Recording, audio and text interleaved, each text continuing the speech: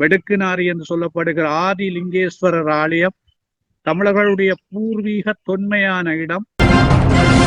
தமிழ் பிராமிய கல்வெட்டுகளை எடுத்து சொல்லுகிற மிகப்பெரிய ஆதாரம் இருக்கிற இடம். ஜனாதிபதி ஆட்சிக்கு வந்ததன் பிற்பாடும் யாழ்ப்பாணம் வருகிற போதும் தொடர்ச்சியாக சொல்றது தங்களுடைய ஆட்சியில் இனவாதம் மதவாதத்திற்கு இடமில்லை என்று. கடந்த கால ஆட்சியாளர்களிலும் பார்க்க ஒருபடி மேல் போய் மிக பெரும் ஒரு மதவாத நோக்கத்தில் வெடுக்குநாரியை அபகரிக்க முயற்சிக்கிறார்கள். ஐநாவினுடைய யுனெஸ்கோ நிறுவனத்திற்கு இது கண்டிப்பாக அறிவிக்கப்பட வேண்டும். ஏனென்று சொன்னால் யுனெஸ்கோ மூலமாகத்தான் இந்த தொன்மையான இடங்கள் அடையாளப்படுத்தப்பட்டு அது பாதுகாக்கப்படுகிற ஒரு சூழல் உலகளாவிய ரீதியில் இருந்து கொண்டிருக்கு. இந்த ஆட்சியாளர்கள் திசை திருப்புகின்ற அல்லது தங்களுடைய முகமூடியை கிழித்து உண்மையான இனவாத போக்கை தமிழர் தாயக பகுதியில் காட்ட முனைகிறார்கள். தென்னிலங்கையில் ஆட்சி மாற்றம் என்பது தமிழர்களுக்கு ஆள் மாற்றம். இன்னொரு வகையில் நான் சொல்வது ஒரு காட்சி மாற்றம். காட்சிகள் மாறுகிறது, ஆட்கள் மாறுகிறார்கள். எங்களுடைய பிரச்சனைகளில் எந்த மாற்றமும் இடம்பெறவில்லை.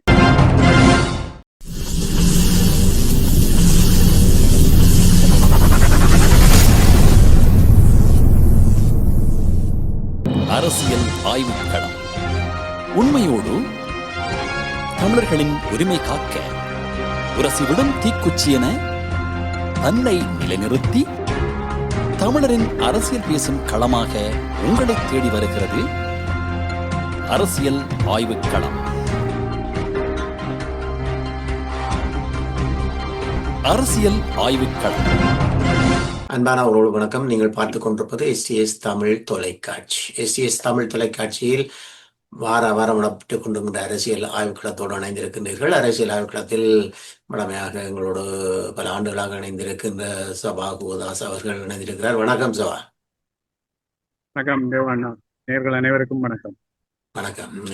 இவர் ஒரு அரசியல் ஆய்வாளர்களாக மட்டுமில்ல, முன்னே நாள் வழக்கு மாகாண உறுப்பினராகவும், அது மட்டுமில்லாமலுக்கு வரலாற்று ஆசிரியராகவும், இன்னும் சிறப்பாக பல பொதுப்பணிகளை தன்னூடாக செய்யக்கூடிய ஒரு சிறப்பு மிக்கவராகவும் திகழ்ந்து வருகிறார். அது மட்டுமல்லாமல் அரசியல் விடயங்களை மிக ஆளுமையாக பொது நோக்கோடு தமிழ் மக்களுக்கு என்ன தேவை, ஈழத்தமிழ் மக்களுக்கு என்ற உதாரணத்தை எடுத்து வரக்கூடியவராகவும் தாயகத்தில் இருந்திருக்கின்றார். இன்றைய அரசியல் ஆய்வுக்களத்தில் நாங்கள் வளமையாக நீங்கள் பார்க்கின்றது போல் இந்த வாரத்துக்கான அல்லது சென்ற விடயங்களை நாங்கள் உரையாடிக்கொண்டு மீண்டும் மேலதிக தகவல்களுக்குள் செல்வோம். சபா. ஸ்ரீலங்காவை பொறுத்தவரையில் தற்போதைய அரசியல் கள சூழல் என்பது ஆட்சி மாற்றம் ஏற்பட்ட போது மக்கள் எதிர்பார்த்ததற்கு மாறாக நிலைமைகள் நடைபெற்றுக் கொண்டிருக்கின்றன. குறிப்பாக மக்கள் ஒரு ஊழலற்ற ஆட்சி முறை வேண்டும் என்ற நோக்கத்தில் தான் பெரும்பாலான மக்கள் இந்த அரசாங்கத்தை பாராளுமன்றத்தில் 159 ஆசனங்கள் பெறக்கூடிய வகையில் வாக்களித்திருந்தார்கள். அதாவது ஜனாதிபதியினுடைய நம்பிக்கையின் அடிப்படையில் தான் வாக்களித்திருந்தார்கள். ஆனால் துரதிருஷ்டவசமாக இந்த அரசாங்கம் நிலக்கரி இறக்குமதியில் பாரிய ஒரு ஊழலை ஏற்படுத்தி இருக்கிறது. அதாவது இலங்கை நாணய பெறுமதியில் பார்க்கிற போது கிட்டத்தட்ட 10,000 கோடி ரூபாய் 100 பில்லியன் ரூபாய்கள் மோசடி செய்யப்பட்டிருப்பதாக, அதாவது தேசிய கணக்காய்வு நிறுவனத்தினுடைய அறிக்கை சொல்லுகின்றது. ஆகவே அவ்வாறான மோசடி நடைபெற்றிருக்கிறது என்பதை ஓரளவு ஜனாதிபதி பாராளுமன்றத்தில் கூறியிருந்தாலும் அது இறக்குமதியில் ஏற்பட்ட சில தவறுகள் காரணமாக நடைபெற்றிருப்பதாக சொல்லி அந்த மோசடிகள், அந்த இழப்பீடுகளை மக்களிடம் அறவிடுவதற்கான ஏற்பாடுகளை செய்யவிருப்பதாக ஜனாதிபதி பாராளுமன்றத்தில் சொல்லியிருக்கிறார். இதுதான் இப்பொழுது மக்களுக்கு ஏற்பட்டிருக்கிற மிகப்பெரிய ஒரு குழப்பம். அது ஒரு புறம் தென்னிலங்கையில் இருந்து கொண்டிருக்கு. எங்களுடைய தமிழர் தாயக பகுதியில் கடந்த கால ஆட்சியாளர்கள் எப்படி தமிழர்களுடைய தொன்மையான பிரதேசங்களை பௌத்த சிங்கள மயப்படுத்தல் நடவடிக்கையை தீவிரப்படுத்தினார்களோ அதைவிட ஒருபடி மேல் போய், குறிப்பாக வவுனியா வடக்கு வெடுக்குநாரி என்று சொல்லப்படுகிற ஆதி லிங்கேஸ்வரர் ஆலயம் தமிழர்களுடைய பூர்வீக தொன்மையான இடம். கிட்டத்தட்ட கிமு 2ஆம் நூற்றாண்டுக்கு முற்பட்ட காலத்தில் இருக்கின்ற ஒரு விடயம். தமிழ் பிராமிய கல்வெட்டுகளை எடுத்து சொல்லுகிற மிகப்பெரிய ஆதாரம் இருக்கிற இடம். அதனை அன்றகுமார அரசாங்கத்தினுடைய புத்த சாசன அமைச்சர் சொல்கிறார் பாராளுமன்றத்தில், தாங்கள் எதிர்காலத்தில் அந்த மலை சார்ந்த வனப்பகுதிகளையும் அங்கு இருக்கின்ற தொல்பொருள்களையும் பௌத்தத்தினுடைய அடையாளங்கள் என்று வர்த்தமானியில் இருப்பதாக அறிவித்திருக்கு. இதுதான் இங்கே மக்களுக்கு ஏற்பட்டிருக்கிற தற்போதைய ஒரு குழப்பகரமான நிலைமை. ஜனாதிபதி ஆட்சிக்கு வந்ததன் பிற்பாடும் பாராளுமன்றத்திலும் யாழ்ப்பாணம் வருகிற போதும் தொடர்ச்சியாக சொல்றது தங்களுடைய ஆட்சியில் இனவாதம் மதவாதத்திற்கு இடமில்லை என்று. ஆனால் இப்பொழுது கடந்த கால ஆட்சியாளர்களிலும் பார்க்க ஒருபடி மேல் போய் மிக பெரும் ஒரு மதவாத நோக்கத்தில் வெடுக்குநாரியை அபகரிக்க முயற்சிக்கிறார்கள். தையிட்டியில் உண்மையில் தையிட்டி விகாரை கடந்த கால ஆட்சியாளர்களால் தான் அமைக்கப்பட்டது. அதற்கும் தங்களுக்கும் தொடர்பில்லை என்று சொன்ன ஜனாதிபதி தற்போது அங்கே ஒரு பன்சலை ஒன்றை கட்டி புதுசாக திறந்திருக்கிறார்கள். அதைவிட கிழக்கு மாகாணத்திலும் குறிப்பாக வன்னி மாவட்டத்தில் முல்லைத்தீவு பகுதியில் பாரிய அபகரிப்புகள், அது இந்த உரையாடலில் நாங்கள் பட்டியல் படுத்தி கொண்டு போனால் நீண்ட ஒரு பட்டியலாக இருக்கும். அப்படியான ஒரு திட்டமிட்ட செயற்பாடுகள் அங்கு நடைபெற்றுக் கொண்டிருக்கிறது. இதுதான் தற்போது ஸ்ரீலங்காவில் வடக்கு கிழக்கு தமிழர் தாயகத்திலும் இடம்பெற்றுக் கொண்டிருக்கிற பிரதான விஷயமாக இருக்கு. உண்மையிலேயே நாங்கள் பார்க்கக்கூடியதாக இருந்த அந்த வெடுக்குநாரி சம்பவம் மிக தொடர்காலமாக இப்பொழுது பேசப்பட்டது வருகின்றதாகவும், அங்கே பல அடாவடித்தனம் சிங்கள ஆட்சியினரால் முன்னிருந்தவர்களாலும் சரி இப்பொழுதும் சரி நடைபெற்று வருகின்றது என்பது ஒரு பக்கம் பார்க்க போனாலும், இவ்வளவு காலமும் இல்லாமல் எப்படி இப்போது அதற்கு ஒரு அங்கீகாரம் தங்களுடைய என்று சொல்லியும் அது தாங்கள் இப்பதான் கண்டுபிடிக்கப்பட்டிருக்கின்றது என்ற ஒரு கருத்தையும் வைத்து இந்த சமாதானத்தை பேசி வந்த அல்லது சமத்துவமாக வாழ்வோம் என்ற இந்த அரசில் இருப்பவர்கள் கூறுவதென்பது மிக வினோதமாக இருக்கின்றது. ஒரு பக்கம் நாங்கள் ஒற்றுமையாக வாழுவோம், ஒரு நாட்டுக்குள் வாழ்வோம் என்ற ஒரு கருத்தை உள்வைத்து கொண்டு, இன்னொரு பக்கம் இப்படியான செயல்களை செய்வதன் மூலம் அங்கிருக்கின்ற மக்களாலும் உலக நாடுகளாலும் இவர்களுக்கான அங்கீகாரங்கள் எப்படி இருக்க போகின்றது? உண்மையாக இந்த அரசாங்கம் இந்த தற்போது உலகத்தில் நடைபெற்றுக் கொண்டிருக்கின்ற ஈரான் இஸ்ரேல் யுத்தத்துக்கு பிறகு ஒரு பாரிய அதிர்வலைக்கு உள்ளாகி இருக்கிறது. அதற்கு முன்பாக இந்த ஈரான் இஸ்ரேல் யுத்தம் உருவாகிறதுக்கு முன்பாக தித்வா புயல் என்பது ஸ்ரீலங்கா அரசாங்கத்தை ஓரளவு ஆட்டங்காண வைத்தது, தற்போது இருக்கிற அரசாங்கத்தை. ஆனால் இப்பொழுது இந்த ஏற்பட்டிருக்கிற அதாவது பிரகடனப்படுத்தப்படாத வேர்ல்ட் போர், 3ஆம் உலக போர், பிரகடனப்படுத்தப்படாத ஒரு போர் நடைபெற்றுக் கொண்டிருக்கிறது. அந்த போர் காரணமாக ஸ்ரீலங்கா அரசாங்கத்தை பொறுத்தவரையில் ஒரு தடுமாற்றமான நிலைமைதான் இருந்து கொண்டிருக்கிறது. ஏனென்றால் யார் பக்கம் நிற்கிறது, யாரிடம் உதவி பெறுவது, அவர்கிட்ட போனால் இவர் தடுப்பாரா, இவரிடம் போனால் அவர் அடிப்பாரா என்கிற ஒரு இக்கட்டான நிலைமை ஸ்ரீலங்கா அரசாங்கத்துக்கு இருந்து கொண்டிருக்கு. அவ்வாறான ஒரு சூழலில் அரசாங்கம் நினைக்க முடியாத அளவுக்கு இந்த நிலக்கரி இறக்குமதி விவகாரத்தில் பாரிய ஊழல் மோசடி நடைபெற்றிருக்கிறது. அந்த மோசடி என்பது அரசாங்கம் மாறுபட்ட பித்தலாட்டங்களை எடுத்து சொன்னாலும், ஜனாதிபதி பாராளுமன்றத்தில் பித்தலாட்டத்தனமாக பேசினாலும், தேசிய கணக்காய்வு நிர்வாகம் கொடுத்திருக்கிற அறிக்கை என்பது அது எந்த பக்கச்சார்பான அறிக்கையும் இருக்காது, அது சரியான அறிக்கை. இந்த அரசாங்கத்தினுடைய தேசிய கணக்காய்வு நிறுவனம் கொடுத்திருக்கிற அறிக்கையின்படிதான் இவ்வளவு மோசடி நடைபெற்றிருப்பதாக ஆதாரபூர்வமான அதிர்ச்சியான தகவல்கள் வெளிவந்திருக்கிறது. அவ்வாறு வெளிவந்திருக்கிற சூழலில் தான் இந்த ஆட்சியாளர்கள் திசை திருப்புகின்ற அல்லது தங்களுடைய முகமூடியை கிழித்து உண்மையான இனவாத போக்கை தமிழர் தாயக பகுதியில் காட்ட முனைகிறார்கள். அதனுடைய ஆரம்பமான ஒரு நடவடிக்கை தான் நான் நினைக்கிறேன் இந்த வெடுக்குநாரி வர்த்தமானி பிரசுரிப்பது தொடர்பாக அறிவித்திருக்கிற விவகாரம். இது தடுக்கப்பட வேண்டும். இது நான் நினைக்கிறேன் தமிழர் தரப்பு மாத்திரமல்ல, உலகத்தில வாழுகிற அத்தனை தரப்புகளும் இந்த நியாயமான கோரிக்கைக்கு குரல் கொடுக்க வேண்டும். அரசாங்கம் இப்படியான இந்த வர்த்தமானி அறிவித்தலை அறிவிக்க கூடாது, பிரசுரிக்க கூடாது என்று தடுத்து நிறுத்த வேண்டும். இல்ல ஏனென்று சொன்னால் எங்களுடைய வடக்கு மாகாணத்தை பொறுத்தவரையில் மிக மிக தொன்மையான வரலாற்று தொன்மைகள் வன்னி பகுதியில் தான் செறிந்திருக்கிறது. குறிப்பாக பவனியா, முல்லைத்தீவு, மன்னார், கிளிநொச்சி போன்ற பிரதேசங்கள் ஒரு காலத்தில் எங்களுடைய தமிழ் மன்னர்கள் ஆண்ட மிக பெரும் பிரதேசங்கள்.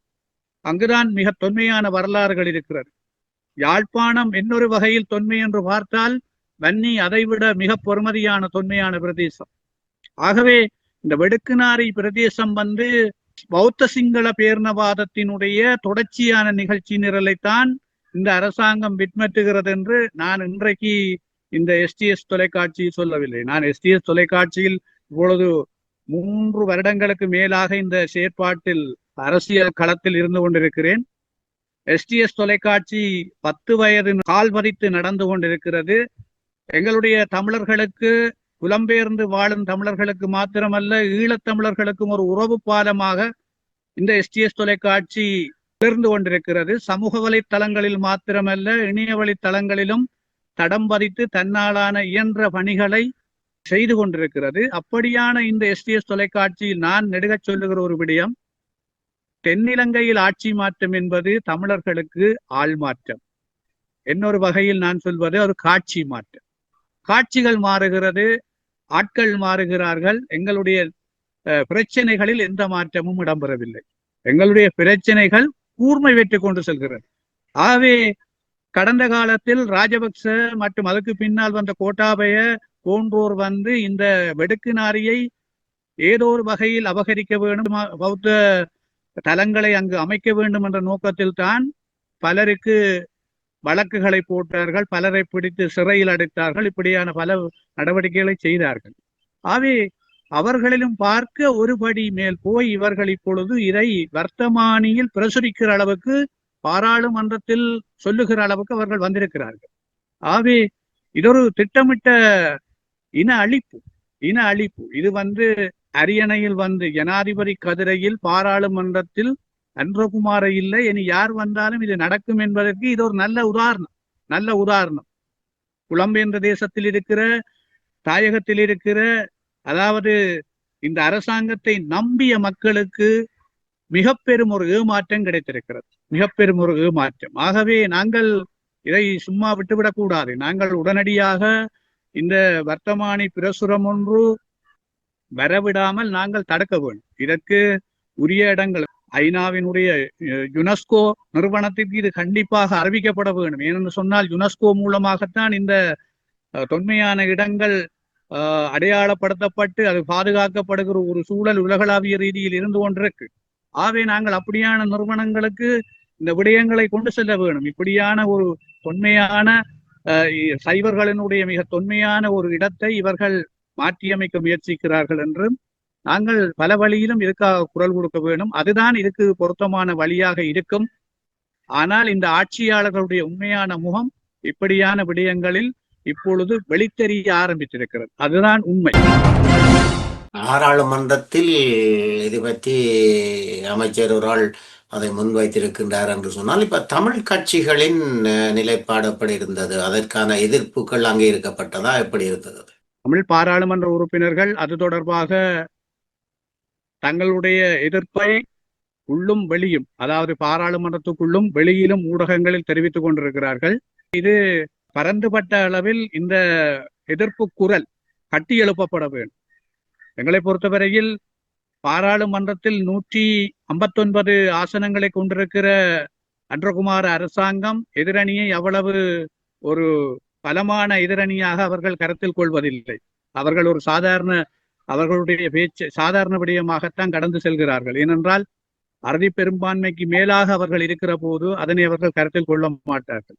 எதிர்ப்பை அங்கு பதிவு செய்கிற சம நேரத்தில் வெளியிலும் மக்களும் இது சார்ந்து எங்களுடைய புலம்பெயர்ந்த தேசத்தில் இருக்கிற மக்களும் இது தொடர்பான எதிர்ப்பு என்பது எங்களை பொறுத்தவரையில் நாங்கள் ஆட்சியாளர்களை எதிர்ப்பதல்ல.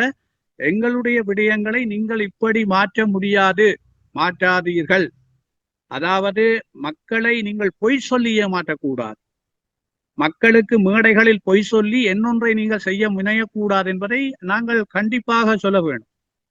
ஜனாதிபதி சொல்றதுக்கு மாறாக இப்படியான விஷயங்கள் நடக்கிறது என்று சொன்னால் உண்மையில் ஜனாதிபதி இதை மறைமுகமாக செய்கிறாரா, அல்லது ஜனாதிபதியின் கையில் இந்த விடயம் இல்லையா, அல்லது ஜனாதிபதி ஒரு பொம்மையாக இருக்கிறாரா, ஏனைய ஒரு தரப்பு தான் இதை செய்கிறதா என்ற பல்வேறு கேள்விகள் தான் இங்கு எழுந்து கொண்டிருக்கிறது. ஆகவே இப்படியான சூழலில் இது பாராளுமன்றத்தில் எங்களுடைய பாராளுமன்ற பிரதிநிதிகள் பாராளுமன்றத்துக்கு எதிர்ப்பு கொடுப்பதற்கு அப்பால் வெளியிலும் இதற்கான பலமான எதிர்ப்பு கட்டி வளர்க்கப்பட வேண்டும்.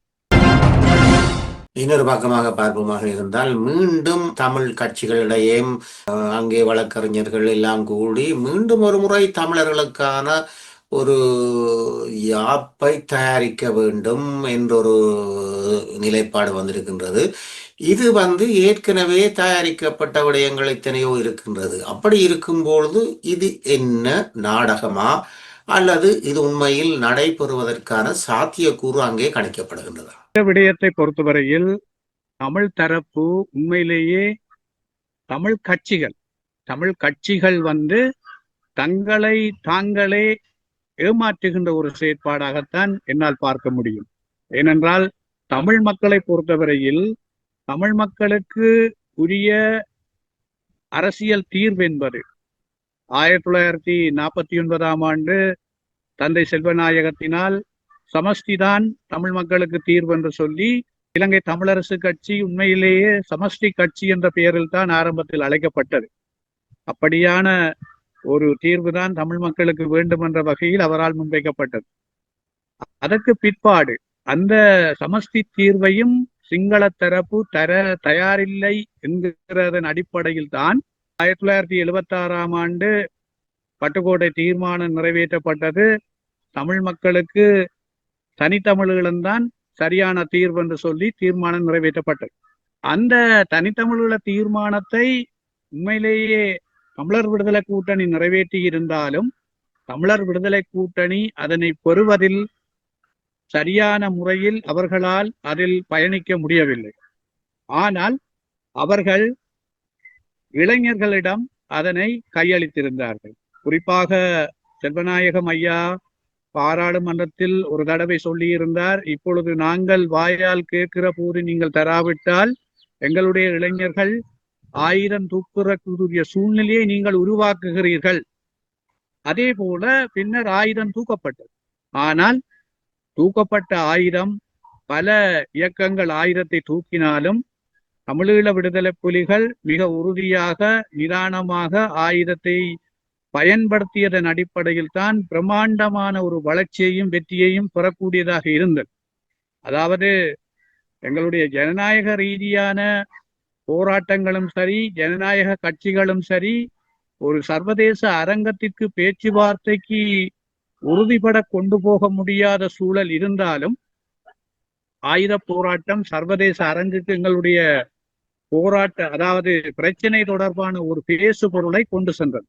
ஆனால் அந்த போராட்டம் துரதிருஷ்டவசமாக 2009 மே மௌனித்ததன் பிற்பாடு வந்த ஒவ்வொரு தரப்புகளும், அதாவது தமிழ் தேசிய கட்சிகளினுடைய பலத்தை பலவீனப்படுத்தி இன்று குறிப்பாக அவர்கள் துரதிருஷ்டவசமாக ஒரு கட்சிகளினுடைய ஒன்றிணைப்பு என்பதை எப்படி ஏற்படுத்த வேண்டும் என்ற ஒரு சரியான தலைமைத்துவம் இல்லாமல் அவர்கள் இப்பொழுது புதிய அரசியலமைப்பு ஒன்று அரசாங்கத்தால் கொண்டு வரப்படுமாயின் அந்த அரசாங்கத்திடம் எப்படி தமிழர் சார்ந்த விடயங்களை தீர்வாக கேட்க வேண்டும் என்ற வகையில் தான் அவர்கள் இப்படி ஒரு சட்டத்தரணிகள் குழு ஒன்றை உருவாக்கி அதன் மூலம் ஒரு சந்திப்பை ஏற்படுத்தி இருக்கிறார்கள்.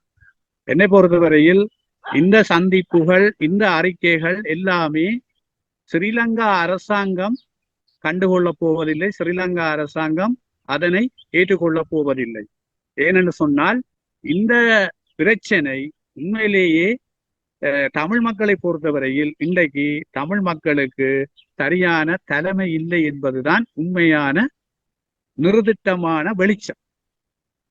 ஆகவே இதை ஒத்துக்கொள்ள வேண்டும். என்னை பொறுத்தவரையில் இப்ப இருக்கிற கட்சி தலைமைகள் எல்லாம் ஓய்வு பெற வேண்டும், விட்டுட்டு போகணும். விட்டுட்டு போய் புதியவர்களிடம் கொடுங்கோ. கட்சியை புதியவர்களிடம் உங்களாலே இயலாது. நீங்கள் தோற்று போயிட்டீங்கள், உங்களுடைய முகங்கள் தோற்று போய்விட்டது.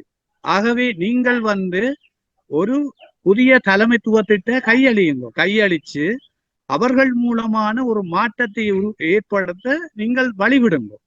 அதை விட்டுட்டு இப்படியான கட்சிகள் எல்லாம் ஒன்றிணைஞ்சு திரும்ப திரும்ப அரைச்சமாவே அரைக்கிறதும், திரும்ப திரும்ப நாங்கள் ஒன்று சேர்றோம், அறிக்கையை எழுதுறோம், தீர்வு திட்டத்துக்கான ஒரு வரைவெடுக்கிறோம் என்று சொல்றது எல்லாம் என்னை பொறுத்தவரையில ஒரு ஏமாற்று வேலை.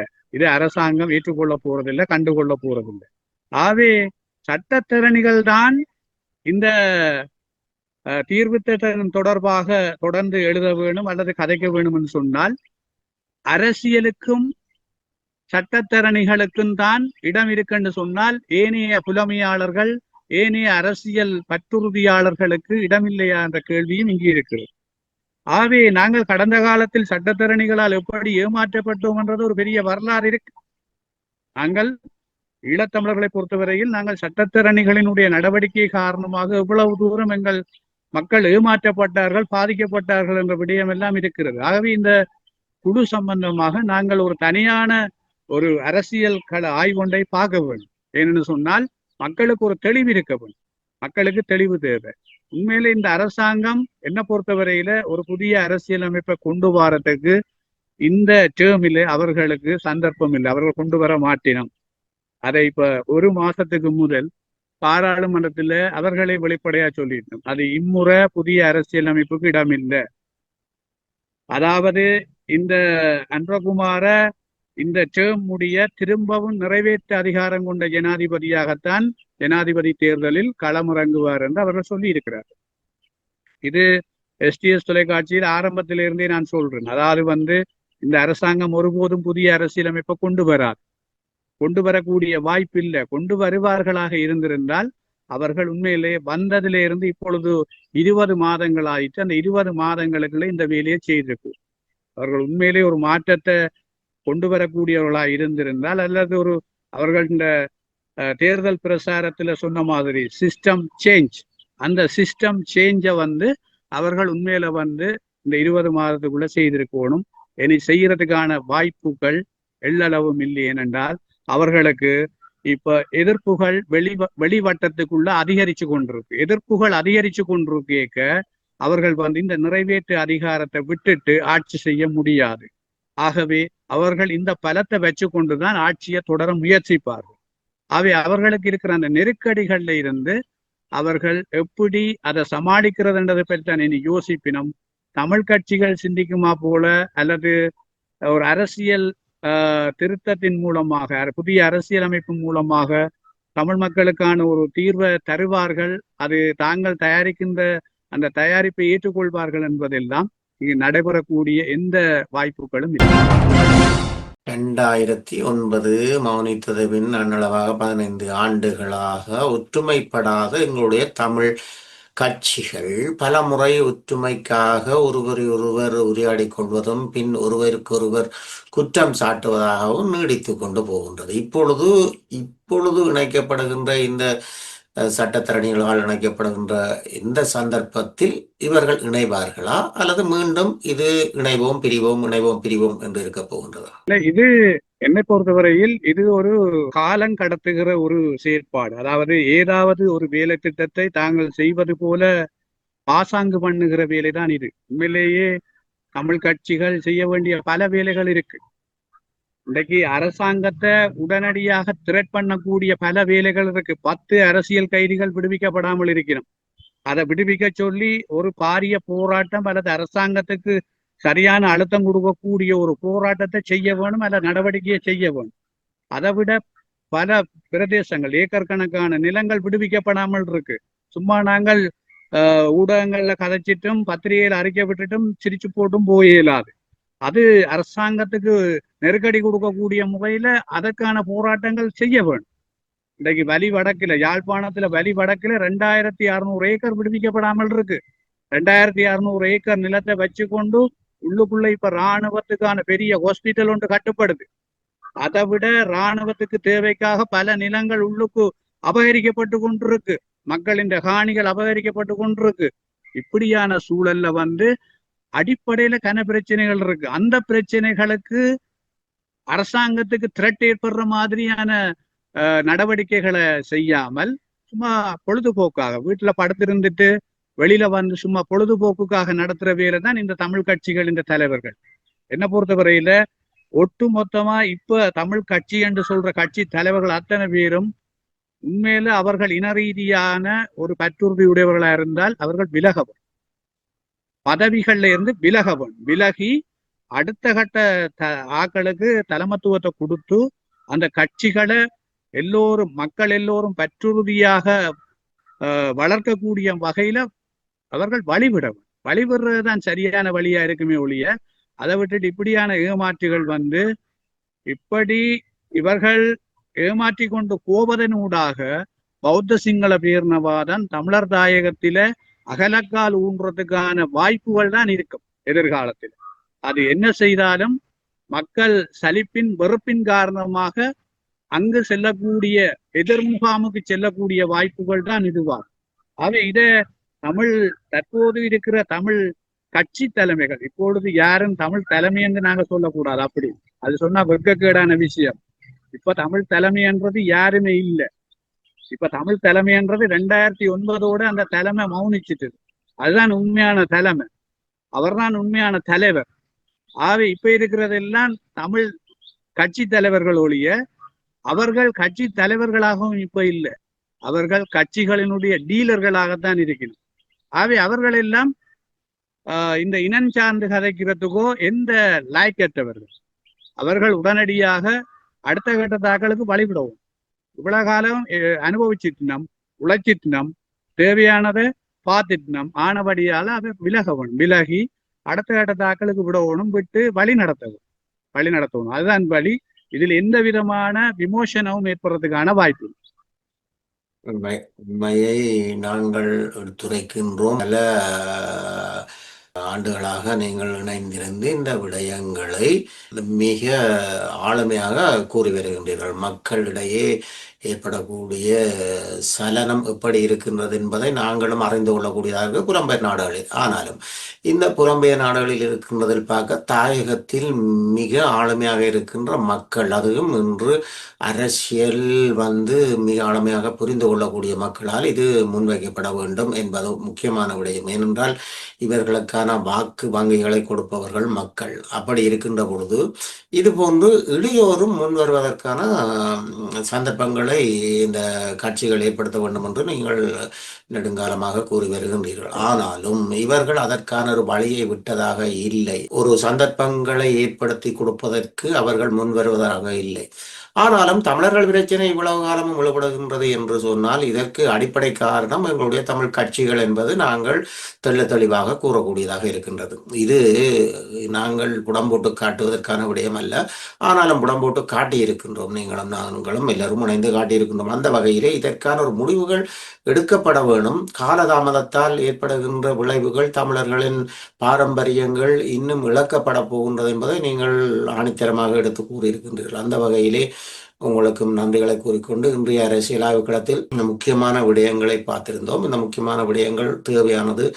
நீங்கள் வைத்த ஆதங்கங்களை மக்கள் நிச்சயமாக புலம்பெயர் நாட்டிலும் சரி தாயகத்திலும் சரி முன்வைக்க வேண்டும், முன்வர வேண்டும். அதற்கான ஒன்று கூடல்களை எல்லாட்டிக்கு அதற்கான ஊர்வலங்களை நடத்தப்பட வேண்டும். நீங்கள் கூறியது போல அதை புலம்பெயர் நாட்டில் இருக்கின்ற பொது சாதனங்களுக்கு அதை வலியுறுத்தி இதன் தன்மைகளை அபகரிக்கின்ற நிலங்களை பற்றிய விடயங்கள் எல்லாம் எடுத்து செல்ல வேண்டும் என்பது உண்மையான விடயம். அதற்கான உந்துதலாக நாங்கள் இதை முயற்சிக்கின்றோம். இது முயற்சி அல்ல, இதற்கான ஒரு ஏற்பாட்டை நீங்கள் செய்வதற்காக. இதை காணுகின்ற காணொலியை காண்பவர்கள் நிச்சயமாக இது சம்பந்தப்பட்டவருக்கு பகிர்ந்து கொண்டு அவர்கள் மூலம் இதற்கான ஏற்பாடுகளை செய்து இந்த குருந்தூர் மலை மட்டுமல்ல தமிழர் பிரதேசங்களுக்கான விடக்கூடிய அந்த தகவலுக்கும் நாங்கள் புலம்பெயர் நாட்டில் இருப்பவர்கள் பல நாடுகளுக்கு உடன் தொடர்புள்ளவர்கள் அவர்களுக்கான விடயங்களை எடுத்து வர வேண்டும் என்று கேட்டுக்கொண்டு இன்றைய அரசியல் களத்தில் இணைந்து கொண்ட சபா கோதாஸ் அவர்கள் முன்னாள் வடக்கு மாகாண சபை உறுப்பினராகவும் அது மட்டுமில்லாமல் அரசியல்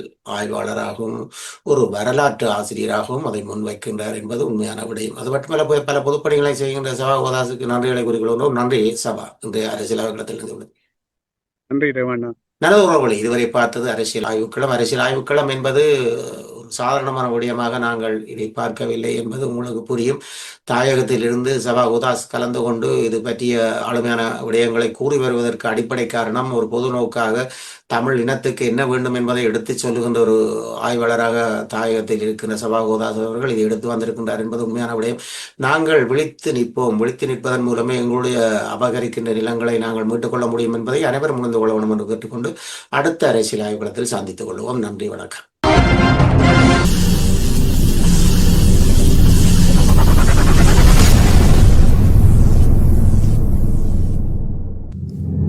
அரசியல் ஆய்வுக்களம். உண்மையோடு தமிழர்களின் உரிமை காக்க உரசிவிடும் தீக்குச்சி என தன்னை நிலைநிறுத்தி தமிழரின் அரசியல் பேசும் களமாக உங்களை தேடி வருகிறது அரசியல் ஆய்வுக்களம். அரசியல் ஆய்வுக்களம்.